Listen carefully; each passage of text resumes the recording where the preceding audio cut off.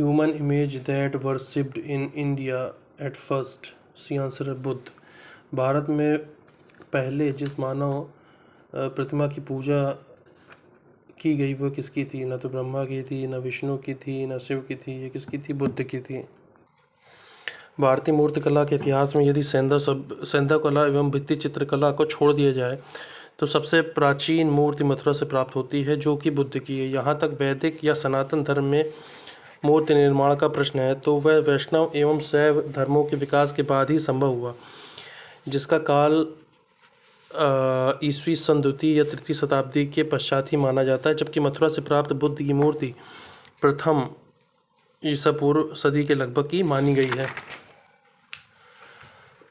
इन दोनों धर्मों में जो भी मूर्तियां बनी उनकी पश्चातवर्ती काल में पूजा होने लगी, इसलिए मूर्ति पूजा की दृष्टि से श्रेय बौद्ध धर्म को ही जाता है। कुषाण शासक कनिष्क के काल में गौतम बुद्ध को देवता का स्थान प्राप्त हुआ तथा बुद्ध की मूर्ति पूजा आरंभ हुई। कनिष्क द्वारा आयोजित चतुर्थ बौद्ध संगीति में महायान शाखा अस्तित्व में आई। कनिष्क द्वारा आयोजित चतुर्थ बौद्ध संगीति में जो है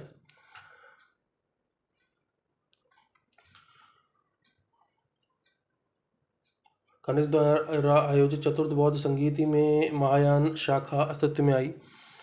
जो बुद्ध को देवता के रूप में देखता है, मथुरा कला में ही सर्वप्रथम बुद्ध प्रतिमा, विष्णु, लक्ष्मी, दुर्गा, कार्तिकेय की प्रतिमा निर्मित हुई। मथुरा काल में सबसे प्राचीन जैन प्रतिमा भी मथुरा से ही जो है प्राप्त हुई है। ठीक है, मथुरा से ही क्या हुई है? प्राप्त हुई है।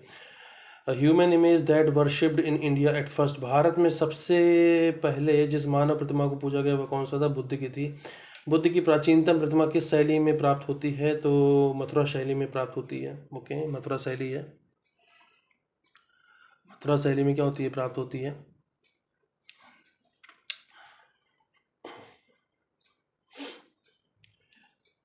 IAS प्री में पूछा गया क्वेश्चन देख लेते हैं। बौद्ध धर्म में जिस स्थान पर बौद्ध भिक्षु निवास करते थे, जिस स्थान पर बौद्ध भिक्षु निवास करते थे उसे बौद्ध विहार कहा जाता था तथा चैत्य जो है बौद्धों के पूजा गृह होते थे। चैत्य क्या था? बौद्धों का पूजा गृह था।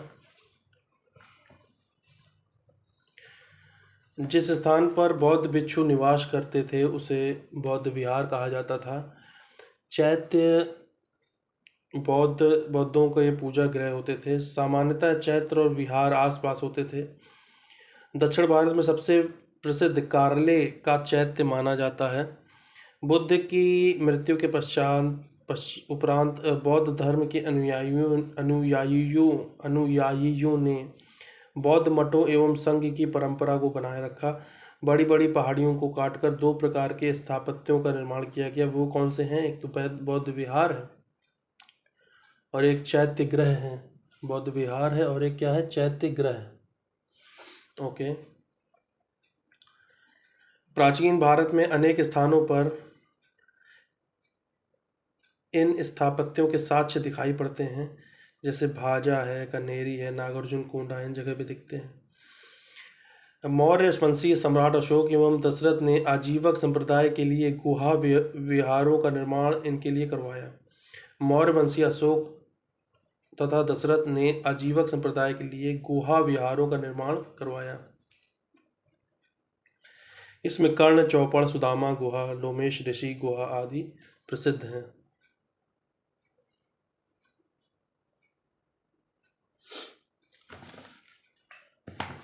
गौतम बुद्ध के पूर्व जीवन कथाओं का सर्वप्रथम अंकन कहाँ की कला में किया गया था?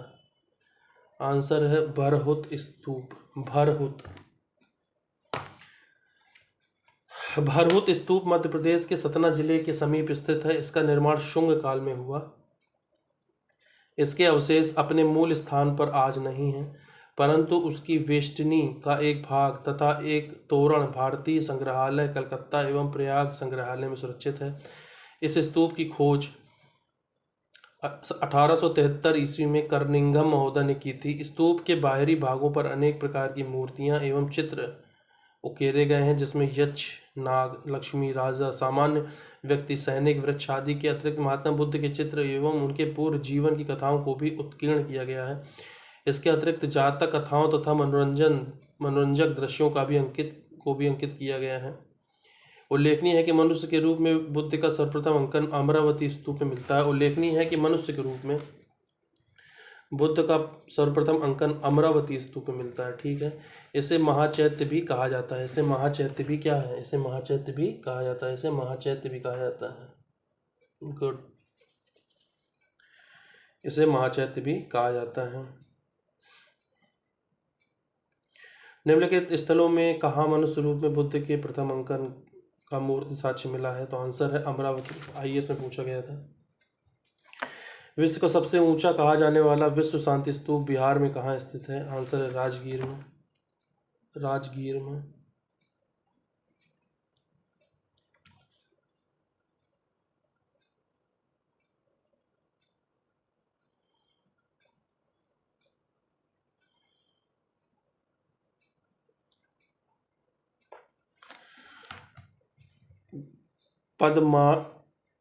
पद्म पाणि का चित्र सर्वाधिक प्रसिद्ध एवं प्रायः चित्रित चित्रकारी है। बोधिसत्व पद्म पाणि का चित्र सर्वाधिक प्रसिद्ध एवं प्रायः चित्रित चित्रकारी है। ये है अजंता में। अजंता में। ओके, इसको थोड़ा सा क्या करेंगे, हम लोग पढ़ते हैं इसके बारे में। अजंता की गुफा संख्या 1 में बोधिसत्व पद्म पाणि का चित्र अति मनोरम है। संसार के प्राणियों के लिए असीम करुणा और उन्हें निर्वाण प्राप्ति की पूरी आशा के भाव उनके चेहरे पर सफलतापूर्वक दिखाई गई है। विभिन्न कालखंडों में निर्मित अजंता की गुफाओं में वर्तमान में केवल गुफा संख्या 1, 2, 9, 10, 16, 17 के ही चित्र संरक्षित हैं। शाह जी की ढेरी के स्तूप में प्राप्त पुरावशेष धातु मंजूषा में किनके साथ बुद्ध की आसनस्थ आकृतियां हैं? तो आंसर है ब्रह्मा और इंद्र।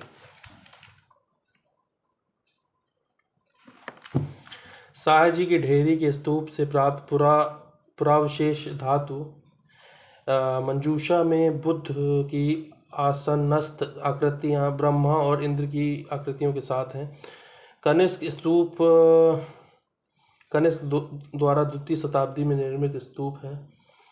यह पेशावर पाकिस्तान के बाहरी क्षेत्र में स्थित है। ठीक है, अब नेक्स्ट क्वेश्चन क्या है कि बुद्ध की खड़ी प्रतिमा निम्नलिखित में से किसके काल में बनाई गई?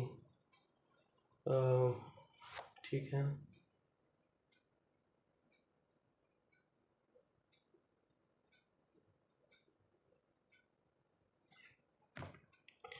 कुषाण काल में बनाई गई।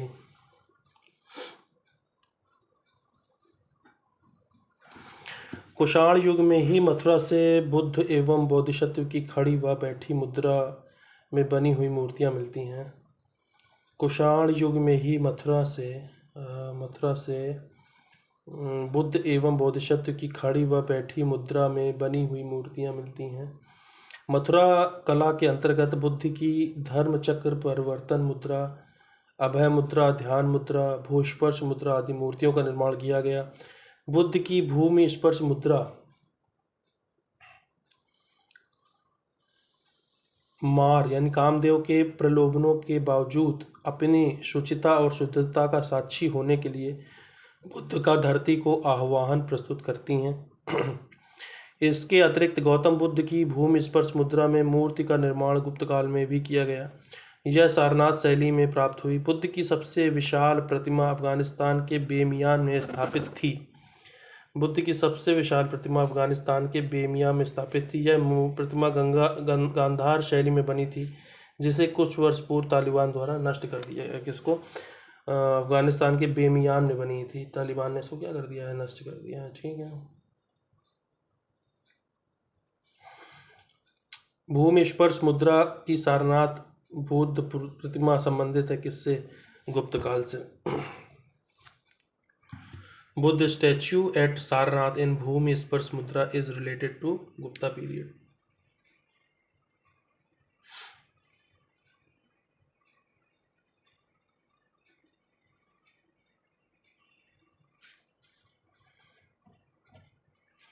अफगानिस्तान का बेमियान प्रसिद्ध था।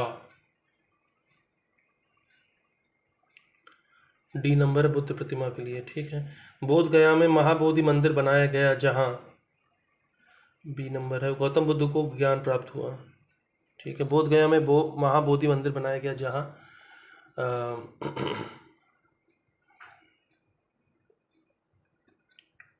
जहाँ Gautam Buddha obtained absolute knowledge. Okay.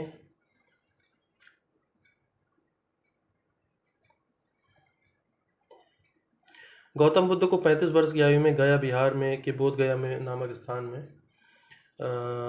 People के वृक्ष के नीचे समाधिस्थ अवस्था में 8वें दिन ज्ञान प्राप्त हुआ और महात्मा बुद्ध वो कहलाए। यहीं पर महाबोधि मंदिर बनाया गया। यहीं पर महाबोधि मंदिर बनाया गया। ज्ञातव्य है कि बोध गया बौद्ध धर्मावलंबियों के लिए मक्का कहा कहलाता है।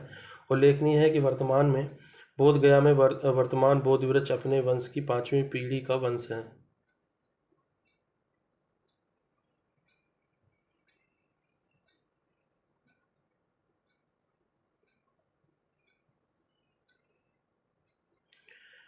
बोध गया में बोधि वृक्ष अपने किस पीढ़ी का है? तो आंसर वही 5वां।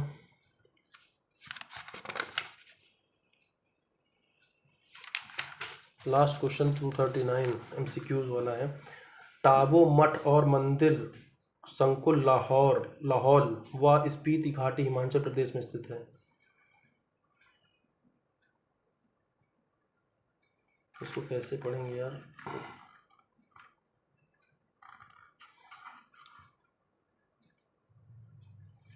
टाबो मठ और मंदिर संकुल लाहौल व स्पीति घाटी में स्थित है। इस मठ को हिमालय क्षेत्र का अजंता भी कहा जाता है। अलची मंदिर संकुल का नाम अलची गांव के नाम पर पड़ा है। यह मंदिर संकुल सिंधु नदी के किनारे जम्मू कश्मीर लेह जिले में स्थित है। लहोत्सव लाखांग मंदिर जास्कर श्रेणी में नहीं बल्कि महान हिमालय एवं जास्कर के बीच हिमाचल प्रदेश के किन्नौर जिले में स्थित है।